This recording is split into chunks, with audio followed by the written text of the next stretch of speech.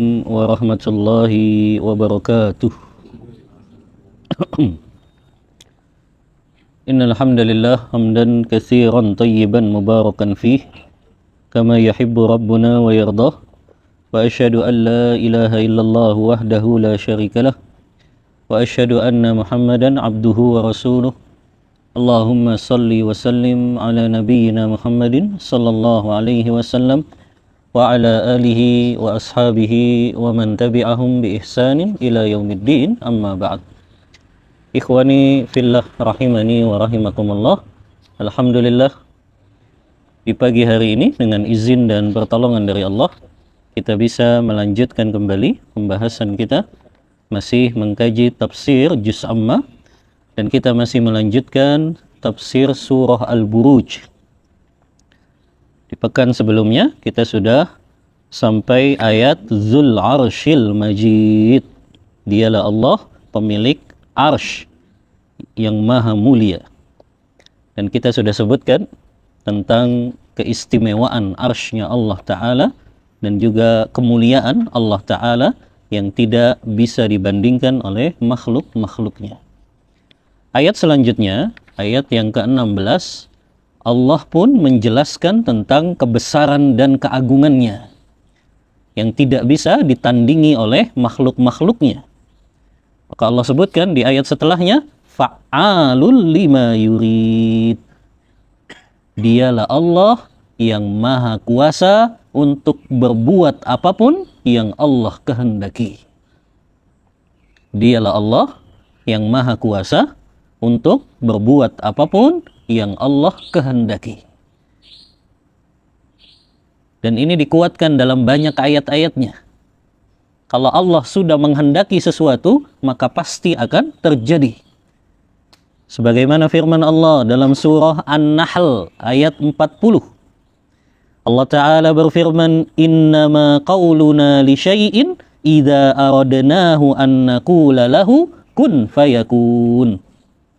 Sesungguhnya, kata Allah, perkataan kami terhadap sesuatu yang kami kehendaki, maka cukup bagi kami hanya berkata, kun, jadilah, fayakun, maka terjadilah. Nah, inilah yang termasuk ke dalam kebesaran dan keagungan Allah. Allah Ta'ala mampu melakukan apapun yang Allah kehendaki. Adapun makhluk tidak bisa dia melakukan apapun yang mereka inginkan. Bahkan banyak sekali perkara-perkara yang kita inginkan justru tidak terrealisasi. Karena keterbatasan apa? Kemampuan kita. Kita sudah punya rencana, kita sudah punya planning A, planning B, planning C, ya. Bahkan kita sudah berusaha dengan usaha yang kuat, dengan effort yang kuat. Tapi qadarullah ternyata apa yang kita rencanakan, apa yang kita sudah berusaha dengan sekuat tenaga kita, ternyata gagal juga kalau Allah tidak menghendaki. Maka dari sini, kalau kita tahu Allah itu maha kuasa melakukan segala sesuatu dengan apa yang Allah kehendaki, sementara kita manusia gak bisa memiliki kekuasaan untuk bisa mencapai apa yang kita inginkan. Maka dari sini kata ulama, ada dua perkara yang harusnya manusia ini faham ketika mereka memahami ayat ini. Kalau mereka tahu mereka nggak bisa untuk mencapai segala sesuatu kecuali dengan kehendak dan keinginan dari Allah, maka berarti yang manusia harus lakukan, yang pertama, mereka senantiasa minta petunjuk kepada Allah dalam berbagai hal. Makanya sahabat Jabir bin Abdullah radhiyallahu an dalam hadis riwayat Muslim dalam kitab sahihnya, beliau berkata, annan nabiyya sallallahu alaihi wasallam yu'allimunal istikharata kama yu'allimuna surata minal Qur'an. Rasulullah sallallahu alaihi wasallam senantiasa mengajari kami salat istikharah sebagaimana mengajari kami salah satu surah dari Al-Qur'an. Maknanya Rasulullah selalu ngajarin sahabat untuk minta petunjuk kepada Allah. Karena apa yang akan mereka lakukan itu di bawah kehendak Allah Ta'ala. Maka mereka harus senantiasa minta petunjuk Allah. Makanya disyariatkan kita minta petunjuk itu dengan cara kita melakukan sholat istikharah. Namun kebanyakan kaum muslimin fahamnya sholat istikharah itu ketika mau nikah saja. Ya kan? Setelah nikah nggak pernah sholat istikharah lagi. Nikahnya cuma sekali lagi. Berarti seumur hidup istikharahnya cuma sekali. Padahal sholat istikharah itu kita minta petunjuk dalam berbagai perkara. Antum mau beli rumah, sholat istikharah. Antum mau beli mobil, sholat istikharah. Antum mau beli tanah, sholat istikharah. Antum mau bekerja di suatu tempat, ada pilihan-pilihan, sholat istikharah. Karena kita tidak tahu baik dan buruknya kesudahannya. Makanya kata Jabir, Rasulullah senantiasa ngajarin kami sholat istikharah seperti ngajarin kami surah dalam Al-Quran. Artinya begitu intens.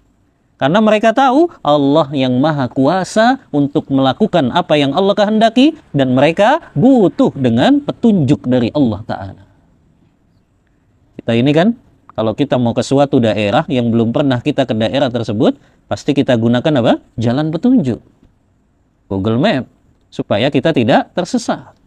Begitu juga ikhwan, dalam kehidupan kita ini, kebutuhan yang paling pokok sebetulnya bagi seorang mukmin itu adalah minta petunjuk dari Allah dalam berbagai aktivitas yang dia lakukan.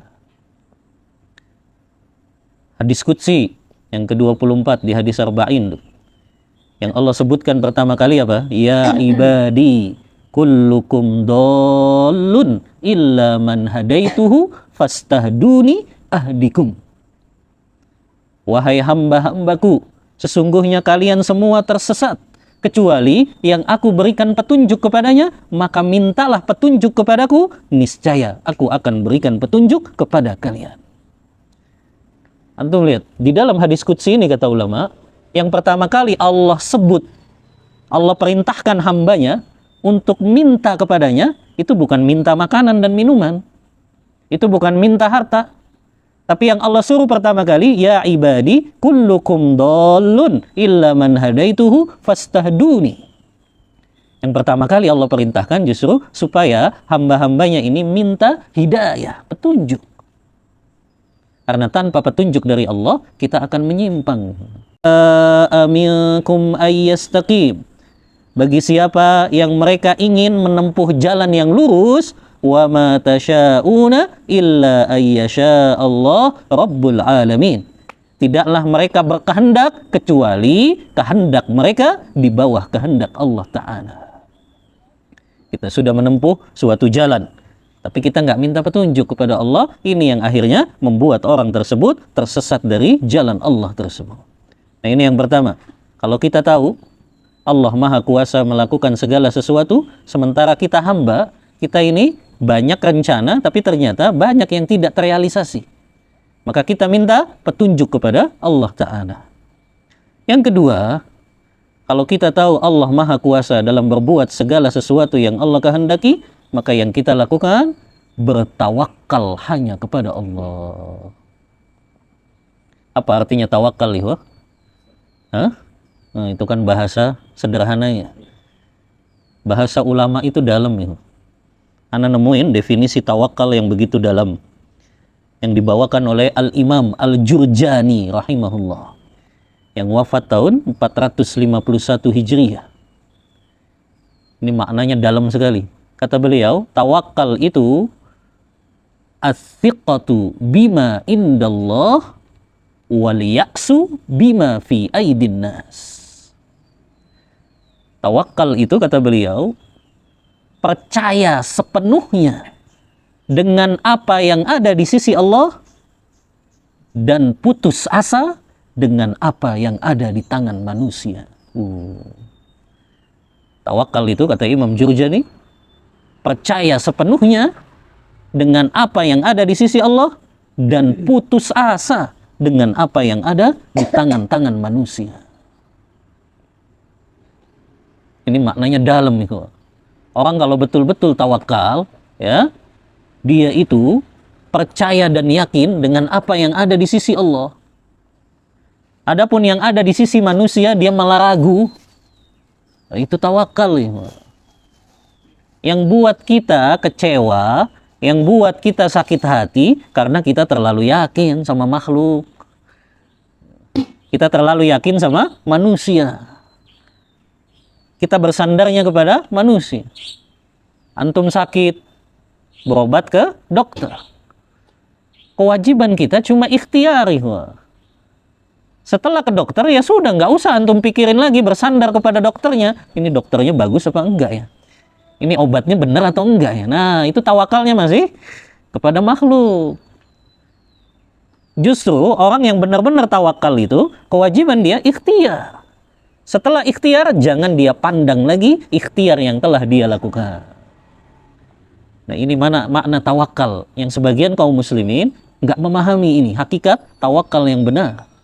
Ya, makanya kata Ibnu Hajar Al-Asqalani, ini juga definisi yang dalam tentang tawakal. Kata Ibnu Hajar Al-Asqalani dalam kitabnya Fathul Bari, tawakal itu adalah qat'un nadhari anil asbab ba'da tahyiatil asbab. Memalingkan pandangan dari sebab-sebab setelah melakukan sebab-sebab tersebut. Memalingkan pandangan kita dari ikhtiar yang sudah kita lakukan setelah kita melakukan ikhtiar. Itu makna tawakal, ikhwah. Tadi antum sakit, ikhtiarnya apa? Antum ke dokter. Setelah antum ke dokter, sudah bersandarnya hatinya kepada siapa? Allah. Kita tahu Allah yang maha menyembuhkan. Nggak usah lihat lagi ikhtiar itu, kata Ibnu Hajar. Ikhtiar yang sudah kita lakukan nggak usah dilihat lagi, karena hati kita itu bersandarnya kepada Allah. Antum usaha, bisnis, cukup ikhtiar antum melakukan ya usaha dagang dari pagi sampai sore, ya betul-betul maksimal, ya. Setelah itu jangan lihat lagi usahanya, karena kalau kita lihat usahanya kan kecewa. Dia akan berkata, duh, saya sudah dari pagi sampai sore, kok penghasilannya cuma segini. Itu karena kenapa? Dia tawakalnya kepada ikhtiarnya. Harusnya dia tawakalnya ke siapa? Ke Allah. Allah yang kasih rezeki kok. Makanya ayat ini, fa'alun lima yurid. Allah maha kuasa untuk berbuat apa yang Allah kehendaki. Nah, ini makna tawakal yang benar. Antum mobil rusak, ya, cukup sudah antum servis. Adapun hasilnya, tawakal kepada Allah. Apapun hasilnya itu. Makanya buah dari tawakal itu kan, tawakal yang benar itu, buahnya itu kita ridho dengan segala ketetapan Allah. Karena kita bersandarnya bukan kepada makhluk. Kewajiban kita apa? Ikhtiar saja.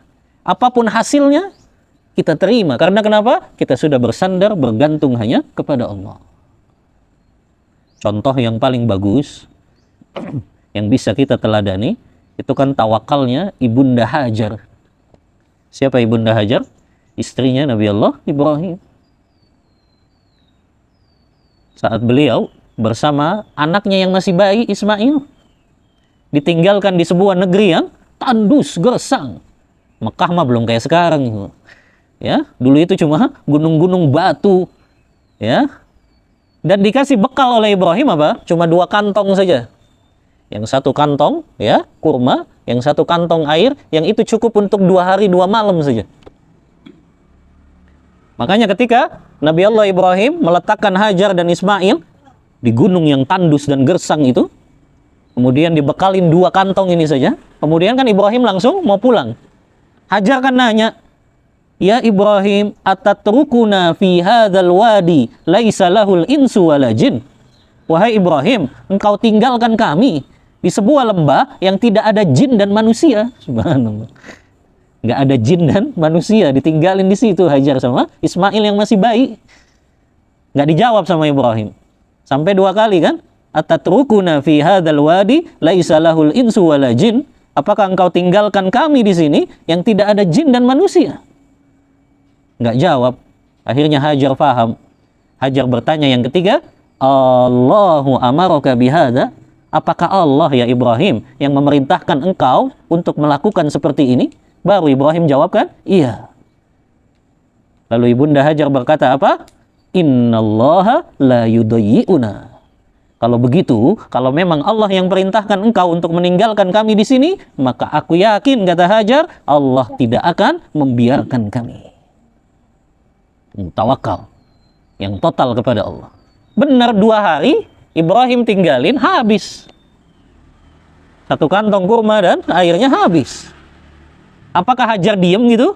Ya, Ismailnya nangis masih bayi. Karena nggak ada susunya, orang Hajar juga nggak punya makanan dan minuman yang masuk. Akhirnya nggak bisa nyusuin Ismail. Ismail kan nangis-nangis. Akhirnya apa yang dilakukan Hajar? Ikhtiar itu.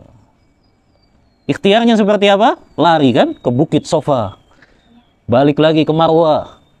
Di Marwah nggak nemu juga air dan makanan, balik lagi ke Bukit Sofa. Sampai 7 kali kan itu. Oh, itu ikhtiar yang maksimal. Ya. Akhirnya setelah bolak-balik 7 kali itu baru kan keluar air dari mana? Dari mana keluar air Zam-Zam itu? Dari bawah kakinya Ismail. Bawah kakinya Ismail di mana? Di dekat Ka'bah. Di dekat Ka'bah Baitullah. Tapi Ibunda Hajar tuh nggak nyeletuk. Ya. Saya udah capek lari ke Sofa Marwah, kok keluar airnya di sana. Ya, itu orang yang paham konsep tawakal. Kewajiban dia apa? Ikhtiar. Ya, ikhtiar saja yang dilakukan oleh Hajar. Adapun hasilnya sudah tawakal kepada Allah. Hajar paham konsep tawakal itu. Makanya nggak nyeletuk. Saya udah capek lari Sofa Marwah, keluar airnya kok di sana. Ya. Nah, maka nggak perlu ya seseorang itu terlalu melihat kepada apa? Ikhtiarnya. Karena kalau dia selalu lihat itu namanya dia tawakalnya, bersandarnya, bergantungnya kepada ikhtiar. Makanya kata Ibnu Hajar, tawakal yang benar itu qat'un nazar anil asbab. Palingkan pandanganmu dari ikhtiar yang sudah engkau lakukan, sandarkan hatimu hanya kepada Allah. Ini makna tawakal yang benar. Ya. Karena kebanyakan kaum muslim, kalau mereka sudah ikhtiar, yang mereka lihat selalu ikhtiarnya. Kan saya sudah lakukan ini, kok hasilnya malah seperti ini. Kan saya sudah ya berusaha dengan keras. Sudah memberikan effort. Tapi kok hasilnya kayak gini? Nah, itu orang yang nggak paham konsep tawakal yang benar. Orang kalau betul-betul tawakal, kewajiban dia ikhtiar. Setelah dia ikhtiar, jangan lihat lagi itu ikhtiarnya. Dia palingkan pandangannya dari ikhtiar, tapi dia sandarkan hatinya hanya kepada Allah. Itu hakikat tawakal yang benar. Makanya Rasulullah jamin surga orang yang punya hatinya kayak gitu. Hatinya senantiasa bersandarnya, bergantungnya hanya kepada Allah. Kata Rasulullah SAW dalam hadis riwayat Abu Daud, Imam Ahmad, Imam Tirmidzi, yadkhulul jannata aqwamun afidatuhum mislu afidatit thayr. Akan masuk surga suatu kaum yang hati mereka seperti hatinya burung. Kata Rasulullah, akan masuk surga suatu kaum yang hati mereka seperti hatinya burung. Kata Imam Nawawi, ya, hadis ini diriwayatkan oleh Imam Muslim juga dalam kitab sahihnya. Imam Nawawi ketika menjelaskan hadis ini, beliau berkata, para ulama mengatakan, hati yang seperti burung itu adalah karena burung itu penuh tawakalnya kepada Allah. Dalam hadis riwayat Tirmidzi kan, "Lau kuntum tatawakkaluna 'ala Allah haqqa tawakkuli la razaqakum kama yarzuqut thayr. Taghdu himasan wa taruhu bitana." Seandainya kalian betul-betul bertawakal hanya kepada Allah, maka kami berikan kalian rezeki seperti rezeki yang kami berikan kepada burung. Bagaimana burung itu? Keluar dari sangkarnya di pagi hari dalam keadaan lapar dan pulang sore hari dalam keadaan kenyang. Kata Imam Nawawi, itu hatinya burung, penuh tawakal kepada Allah. Dia keluar ikhtiar dari sangkarnya dengan penuh tawakal, pulang-pulang kenyang. Makanya Allah jamin hatinya orang yang senantiasa bersandarnya hanya kepada Allah, itulah calon penghuni surga. Bahkan bukan hanya itu kan, dijamin bisa masuk surga tanpa hisab dan azab. Sifatnya penduduk surga yang bisa masuk surga tanpa hisab dan azab kan 4. Kata Rasulullah, minhum sab'una alfan yadkhuluna al-jannata bighairi hisab wala azab. Akan ada dari umatku yang akan masuk surga tanpa hisab dan azab, yaitu 70.000. Apakah 70.000? Ternyata tidak. Kata Rasulullah, aku minta tambahan, fastazattu. Aku minta tambahan kepada Rabbku. Fazadani. Allah pun tambahkan lagi. Dari setiap 1.000 yang ada dalam 70.000 itu, mereka membawa 70.000 yang lainnya. Kan tadi awalnya 70.000. Dari tiap 1.000 yang 70.000 ini, bawa lagi 70.000 yang lain. Berarti 70.000 kali 70.000 berapa? Hah? 490 juta. Ya, 490 juta umatnya Rasulullah yang bisa masuk surga tanpa hisab dan azab. Berarti kita masih punya kesempatan. Ya, kita masih punya kesempatan. Kalau 70.000 saja baru kita pesimis, sudah habis sama sahabat. Tapi ini ternyata Rasulullah minta tambahan. Ya, maka Allah berikan, ya, jadinya 490 juta. Maka kita punya kesempatan. Dan ini keistimewaan nih. Orang kalau sudah dihisap saja, itu kan sudah berat hidupnya. Segala ucapannya dihisap oleh Allah, segala perbuatannya dihisap oleh Allah, semua kenikmatan yang Allah berikan kepadanya dihisap, itu sudah berat. Makanya sungguh beruntung sekali kalau orang itu bisa masuk surga tanpa hisab dan tanpa azab. Maka Rasulullah sebutkan sifatnya penghuni surga yang bisa masuk surga tanpa hisab dan azab kan 4. Yang pertama, la yastarqun. Mereka tidak minta diruqyah. Yang kedua, wala yaktawun. Mereka tidak minta berobat dengan kai. Yang ketiga, wala yatatayyarun. Mereka tidak bersikap tatayyur, menganggap sial sesuatu. Kalau ketiban cicak, sial. Kalau nabrak kucing, sial. Mereka orang yang tidak percaya dengan pamali-pamali itu. Karena pamali itu kan selalu mengaitkan kesialan dengan sesuatu. Yang keempat, ini yang jadi saksi pembahasan kita, wa ala rabbihim yatawakkalun. Ya, mereka senantiasa tawakalnya, bergantungnya hanya kepada Allah saja. Ini keistimewaan orang yang senantiasa bersandar, bertawakal hanya kepada Allah. Keutamaannya apa? Bisa masuk surga tanpa hisab dan azab. Makanya ini, sifat tawakal ini harusnya senantiasa berada dalam diri orang mukmin. Karena buahnya tadi, antum akan ridho dengan segala ketetapan Allah. Karena antum tahu, fa'alul lima yurid. Dialah Allah yang maha kuasa melakukan segala sesuatu yang Allah kehendaki.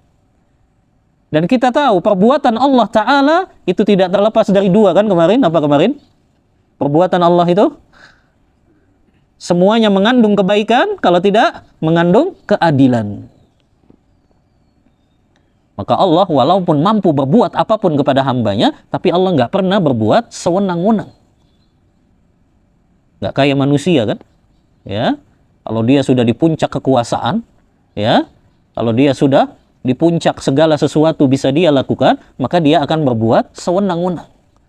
Tapi tidak bagi Allah, walaupun Allah fa'alul lima yurid, maha kuasa berbuat sesuatu dengan apa yang Allah kehendaki, tapi Allah tidak pernah berbuat sewenang-wenang.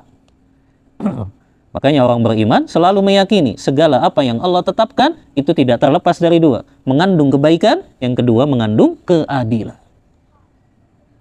Nah ini keutamaan tawakal kepada Allah. Buahnya tadi, kalau kita sudah punya sikap tawakal ini, kita akan ridho dengan segala ketetapan Allah. Yang kedua juga selalu mendatangkan ketenangan dalam hati kita. Karena tadi yang buat kita kecewa, sakit hati, kita bergantungnya kepada manusia.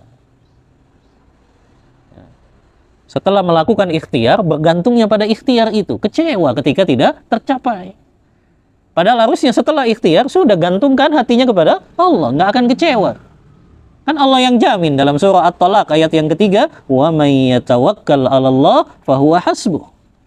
Siapa yang bertawakalnya hanya kepada Allah, Allah cukupkan segala kebutuhannya. Maka ini diantara keutamaan orang yang tawakalnya hanya kepada Allah. Tadi makna tawakal yang benar. Setelah kita ikhtiar, jangan kita lihat lagi ikhtiar kita, tapi kita gantungkan hati kita hanya kepada Allah.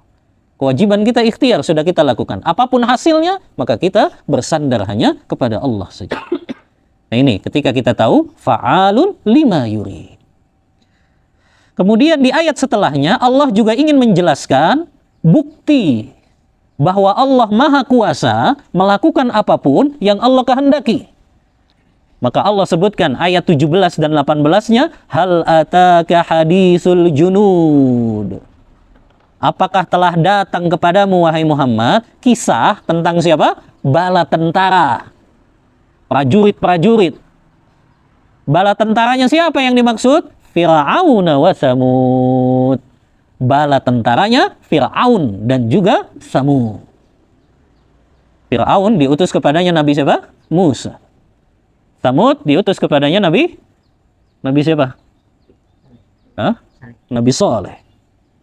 Allah ingin gambarkan bagaimana Allah hancurkan itu dua bala tentara yang besar, yaitu bala tentaranya Fir'aun dan bala tentaranya kaum Samud. Dan kalau antum baca dalam sejarah, memang Fir'aun ini punya kekuatan militer yang luar biasa, yaitu bala tentara yang kuat dan tangguh. Namun Allah di sini ingin ngasih pelajaran kepada kita itu.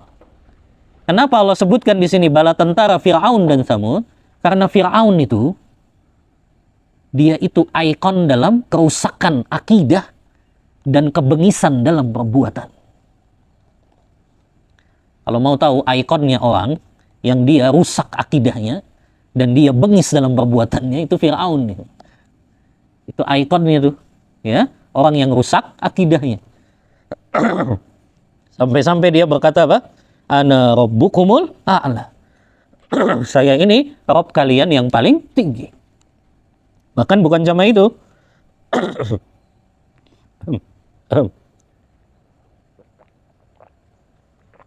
Bahkan bukan cuma itu ya Pak. Fir'aun itu meragukan bahwa ada Tuhan yang ada di atas langit. Ketika didakwahi oleh Nabi Musa bahwasannya beliau diutus oleh Allah yang maha menguasai, yang Allah itu ada di atas langit, maka Fir'aun meragukan itu. Bahkan beliau suruh menterinya, siapa menterinya Fir'aun? Haman. Ya. Disuruh membangun suatu bangunan yang tinggi supaya bisa sampai langit.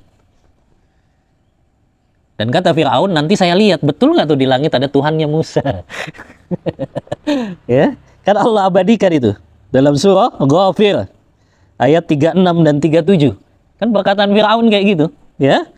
Wa qala fir'aunu ya Haman ibni li sarha la'alli ablughul asbabas samawat fa'attali'a ila ilahi Musa wa inni la'azunnuhu kadziba. Fir'aun ketika Musa datang bahwasannya dia diutus oleh Allah yang ada di langit, ya, dia langsung panggil menterinya Haman. Surah Ghafir ayat 36, 37. Nama lain surat Ghafir apa? Nama lain surah Ghafir. Surah Al-Mu'min. Al-Mu'min ya, bukan Al-Mu'minun. Karena terkadang di mushaf itu nggak ada surah Ghafir, adanya surah Al-Mu'min. Ya. Nah di ayat 36, 37 di sini dijelaskan perkataan Fir'aun. Fir'aun berkata, wahai Haman, buatkanlah aku satu bangunan yang tinggi agar aku bisa sampai ke pintu-pintu langit. Yang pintu-pintu itu akan aku lihat nanti. Apakah betul ada Tuhannya Musa di situ? Walaupun sih aku yakin, kata Fir'aun, Musa itu pendusta. Ya. Maka lihat tuh Fir'aun. Makanya jadi ikon dia. Ikon apa? Rusaknya akidah. Ya. Kalau mau tahu orang yang rusaknya akidah, kaca ya, akidahnya yang begitu rusak, itu adalah Fir'aun. Kemudian Fir'aun juga jadi gambaran kebengisan seorang penguasa. Bagaimana tidak bengis? Karena Fir'aun mengeluarkan apa namanya di zaman kita? Dekret. Ya. Kalau presiden kan mengeluarkan apa? Kepres. Kalau raja apa? Dekret ya. Surat keputusan. Bahwasannya setiap bayi laki-laki yang lahir maka dia harus disembelih, dibunuh. Kenapa Fir'aun ngeluarin surat keputusan kayak gitu? Karena beliau bermimpi. Mimpinya apa? Mimpinya adalah ada api yang datang ke negerinya Fir'aun. Api itu datang dari Baitul Maqdis sampai kepada Mesir. Karena Fir'aun itu cuma penguasa Mesir. Ya, nah ini yang banyak disalahpahami. Mereka mengira Fir'aun itu menguasai seluruh dunia. Tidak.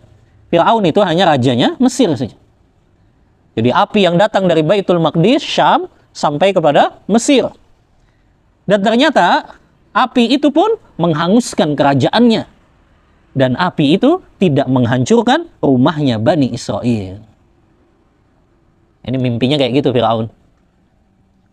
Akhirnya ketika dia bangun, ya, apa yang dilakukan? Hah? Iya. Firaun mah nggak baca ta'awuz habis mimpi itu. Ya, kalau kita kan mimpi buruk baca auzubillah minasyaitonirrajim. Firaun langsung panggil siapa? Dukun-dukun paranormal. Nah, itu. Dari dulu itu tradisinya, ya. Raja yang zolim pasti dekatnya sama siapa? Dukun dan paranormal itu. Ya, itu sudah dari dulu tradisinya. Ya, Firaun panggil dukun-dukun paranormal. Disuruh menafsirkan mimpinya. Ya, akhirnya dukun-dukun itu berkata, "Oh, akan datang nanti seorang laki-laki dari kalangan Bani Israel yang akan menghancurkan kekuasaanmu." Maka keluarlah tadi itu dekret, ya. Setiap bayi laki-laki yang lahir, maka dia harus disembelih. Ya. Tapi ternyata setelah dicoba, ada beberapa kalangan Bani Israel yang protes. Karena Bani Israel itu dulu itu jadi pelayan-pelayannya Firaun. Jadi apa? Buruh-buruhnya Firaun. Itu orang Bani Israel dulu tuh. Jadi mereka pekerja-pekerja bawahannya Firaun itu adalah orang Bani Israel. Akhirnya orang-orang Bani Israel mereka protes. Kalau setiap bayi laki-lakinya dibunuh berarti nanti nggak ada laki-laki lagi. Kalau nggak ada laki-laki lagi berarti proses reproduksinya akan berkurang. Siapa nanti yang akan gantiin kami jadi pekerja-pekerja? Laporlah perwakilan mereka kepada Firaun. Nanti kamu nggak punya pekerja lagi karena orang Bani Israelnya laki-lakinya semuanya dibunuh. Nggak akan lahir lagi nanti, ya. Akhirnya Firaun merubah dekretnya, revisi. Ya, direvisi. Akhirnya dia keluarkan dekret yang baru, 1 tahun dibunuh, 1 tahun enggak. 1 tahun dibunuh, 1 tahun enggak. Nah, selang-seling. Makanya di tahun di mana bayi laki-laki Bani Israel tidak dibunuh, disitulah lahir Nabiullah siapa? Harun. Nabiullah Harun itu lahirnya di saat keputusan itu. 1 tahunnya tidak disembelih dulu. 1 tahun setelahnya baru dibunuh lagi. Nah, Musa lahirnya di tahun di mana laki-laki, bayi laki-laki harus dibunuh. Ya. Tapi lihat ya, fa'alul lima yurid ini yang harus kita yakini. Allah Maha Kuasa melakukan sesuatu atas apa yang Allah kehendaki. Di tahun yang begitu mengerikan, ibunya Musa melahirkan Musa. Akhirnya ibunya Musa takut kan anaknya ini akan dibunuh, disembelih. Maka diletakkanlah sebuah kotak gitu ya, kayak peti kalau di zaman kita, yang di situ Musa ditaruh di situ. Awalnya sebetulnya ihwah, peti itu cuma ingin diikat di dekat rumahnya ibunya Musa ini. Tapi saat itu ternyata sudah diletakkan di kotak itu dan ditutup, ternyata ibunya Musa lupa ngikat talinya. Makanya akhirnya ngalir kan ke sungai Nil. Jadi sebetulnya bukan sengaja dialirin ke sungai Nil, tapi tadinya ya hanya untuk ditaruh di situ saja. Kemudian ya supaya nggak dilihat oleh pasukan-pasukannya Firaun. Tapi lihat ya, fa'alul lima yurid ini yang harus kita yakin. Ngalir, maka ibunya Musa nyuruh siapa? Saudari perempuannya Musa untuk ngikutin kan? Kemana itulah petinya? Mengalirnya ternyata sampai ke istananya Firaun. Di istananya Firaun yang nemuin siapa? Istrinya Firaun. Istrinya Firaun ini wanita yang mandul, nggak punya anak. Makanya ketika ngelihat bayi, seneng banget. Nggak punya anak. Ya, bertahun-tahun. Ya, senang sekali. Dan langsung Firaun juga ngelihat siapa itu. Akhirnya kata istrinya, la taqtuluh, jangan engkau bunuh ya bayi ini. Karena aku sudah menyayanginya dari pertama kali aku lihat. Lihat ya, sebengis-bengisnya Firaun tunduk juga sama istrinya. Ya, sebengis-bengisnya Firaun. Ya, gak tega juga dia, karena istrinya memang gak punya anak, gak punya keturunan. Ya, akhirnya ya sudahlah kata Firaun. Ya, padahal nggak tahu dia ini yang akan menghancurkan kekuasaannya. Ya, lihat bagaimana Allah Maha berkuasa untuk berkehendak. Ya. Akhirnya, ya, namanya orang nggak hamil yang nggak bisa nyusuin kan gitu. Ya, Musa nangis terus itu, masih bayi ya butuh susu. Satu istana dengar tangisannya Musa. Firaun kan pusing juga. Ya, dengar tangisan bayi. Akhirnya dikasih sayembara. Siapa yang bisa menyusui bayinya Firaun ini, maka dia akan dikasih gaji besar. Ya, datang orang tuh banyak, ternyata banyak yang nggak cocok, ibunya Musa ikut ngelamar. Ya, orang ibunya baru ternyata dengan ibunya Musa, bayi itu mau disusui. Lihat skenario Allah ini.